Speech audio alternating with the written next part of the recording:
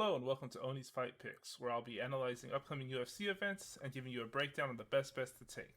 Let's kick off the new year with the first fight card of the year, UFC Fight Night Vegas 46, Kattar versus Giga Chikadze. Let's get into it with the first fight on the card. We have our featherweights, Algeo versus Joanderson Brito. Algeo's been in the UFC, many fights in the UFC. Brito's first time. He did fight on the Contender Series, but this is his first actual card. As you see, they stack up height-wise. Algeo's going to tower over this guy, 5'8" versus 6 foot. However, the reach is almost the same, 73 inches for Algeo and 72 inches for Brito. That 1 inch does help, but not the biggest difference here. So I think as for spacing, not going to be a big deal here. Now, let's talk about the fight. Brito likes to come out crazy. He comes out swinging, he comes out fast, he comes out hard. Every punch he throws is thrown as a significant punch. He doesn't range, he doesn't distance, he doesn't do anything like that. He comes out, he fights, he tries to knock you out. Algeo, on the other hand, he stays calm, he fights very calm. He likes to use his range, he sets up his strikes well. So on the feet, I believe Algeo has the advantage here. However, on the ground, Brito will have the advantage, definitely. Brito's quite good at taking down, but I don't think Brito really takes down Algeo here. He likes to brawl, he likes to stand and bang, he likes that knockout. This is his first fight, he wants to get a knockout, you know? He wants to cement that shit. So, I'm going for Bill here. I think he's going to win. However, you can't count Brito out. So, Algeo's fought someone close to Brito in Spike Carlisle, where Carlisle came out swinging, came out crazy, just never stopped, and Carlisle tired out, and Algeo was eventually able to win. He took a lot of damage, but he was able to win. I believe the same thing's going to happen here. Brito's going to come out swinging. He keeps his hands down. He comes out and swings crazy. Algeo's going to take advantage of that. He's going to stay calm. He's going to keep his range. He's going to get the hits off to where Brito starts slowing down, gets tired, and stops. I believe Algeo's going to take this, so my pick is for Algeo. Let's look at the betting odds, though. So, as I said, I have a moderate lean towards Bill Algeo. I have him as the favorite. The sports books have him as an underdog, so I think this is a good fight to take. I'm going to be betting a fourth of a unit. I don't suggest betting a full unit on him because, you know, with of course it's the UFC, anything can happen.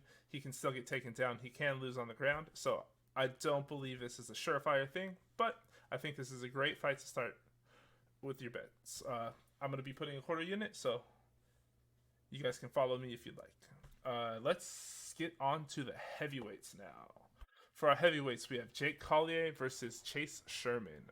Both of these men have been in the UFC for a while. Jake Collier had a 3-year break where he was a middleweight, and then he took 3 years off, and now he is a heavyweight. Quite the drastic change. Their stats pretty much the same. Sherman's 6'4", Jake's 6'3", same reach, about the same age, and about the same striking accuracy and defense. They both stand orthodox. Now, they both tend to tire.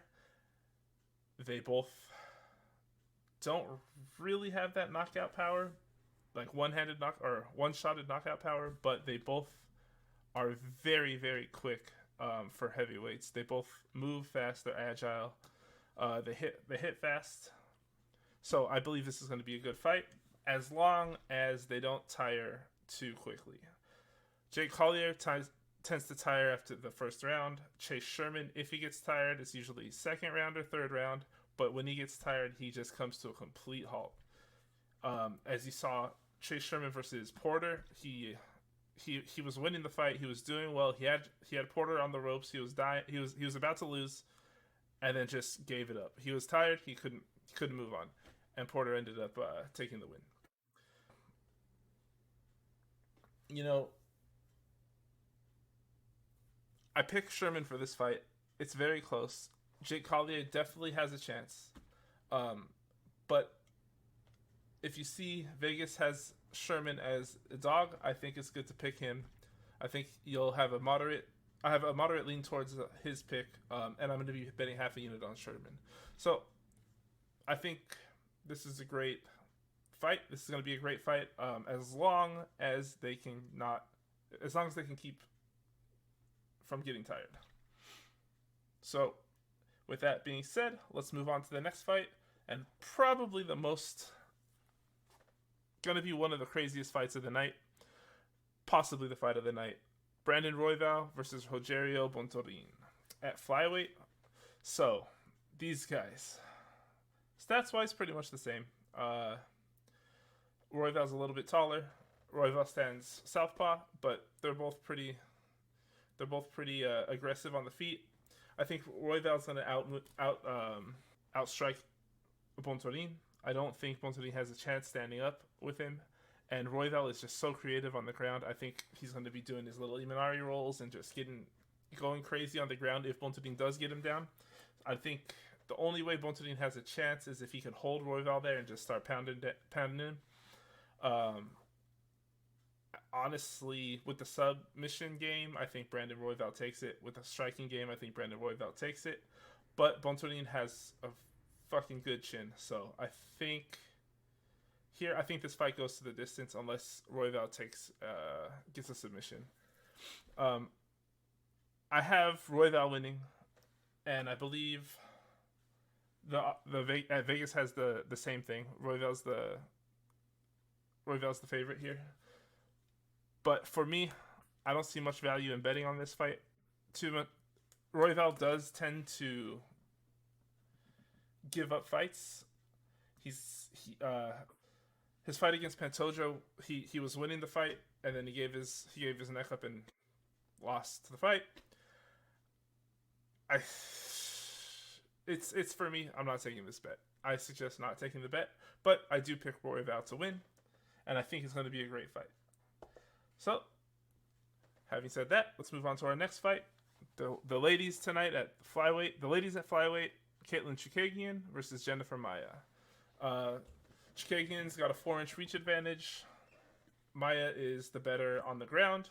Chookagian not great on the ground, and if she goes to the ground, I believe Maia takes this. But they fought before, and Chookagian did really well at keeping the distance, keeping Maia away from her.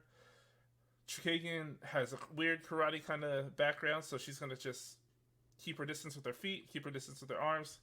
She likes to move a lot. She gets around. And I don't believe Maia gets in again. I think it's going to be the same result we had last time. It's going to go to the decision. Yeah, it's going to go to the decision. Chookagian's going to take it. And I have Chookagian winning this one for sure. Now, with that being said, I do not see value in this bet either. She's a huge favorite on the Vegas odds, and it's just too much for me to think of betting on her. So I'm going to pass on this fight as well. But I do believe Chookagian's going to win, and I think it's going to be a great fight too, if Maia can get in close. So hopefully she can get in close. Make it interesting. All right, and last but not least, we have our main event of the evening. Our featherweights, Kattar versus Giga Chikadze. Chikadze's got a 2-inch reach advantage. Chikadze is just an amazing kickboxer. He came into the UFC as a decorated kickboxer. Kattar is great at UFC boxing. He's good with his hands. He's strong. But he got brutalized by Max Holloway in his fight last year, and he hasn't fought since. So I'm really excited to see how he recovered from that. It was 5 rounds of just getting brutalized by Max Holloway, which is no easy thing to survive, which shows how strong Kattar really is. So I believe that this fight is going to be very close. I think Kattar really does have a chance. Chikadze's got that insane kick. He took out Cub Swanson with his liver kick, the Giga kick, and you can't sit down on that. Like, you can't get hit by that. So if Kattar, who gets kicked a lot, usually in his leg though, gets kicked by the Giga kick, I don't know how it's going to go, but I do think Chikadze is going to win this fight. Now, saying that, I do believe Chikadze is taking this, but I see slight value in taking Kattar here. I'm not going to bet on this fight, but if you do choose to bet, if you do choose to take Kattar, I don't think you're getting that bad. I have him as a 186 underdog. Now, if you can find a bet better than 186 or around there, I suggest taking it. I think it'd be all right. And I think I think the books had him at around 200. If you can find a 200, I think it's a good bet to take. Now, as I said, I have a slight lean towards this, slight. So take it with a grain of salt, and just know that this is going to be a bet. This is going to be gambling here. But I do believe you can't count Kattar out. He's good. He's strong, and I think he has more than a puncher's chance. Thank you guys so much for watching. Please give me a like and subscribe if you like the video. You can find my Twitter in the top right here, Oni's Fight Picks, at Oni Picks. I'm going to post some updates on the bets and stuff like that, news, stuff like that on that Twitter, so please give that a follow as well. Thank you guys so much. I really enjoyed the video. I'm going to keep getting better, going to keep doing videos. Our next video is going to be UFC 270, Ngannou versus Gane. It's going to be that's going to be a crazy show, so I can't wait for that. Please give me a comment. Tell me what you guys thought. Tell me if you guys bet, what your bets were, how you guys did, etc. Looking forward to hearing from you guys. See you soon.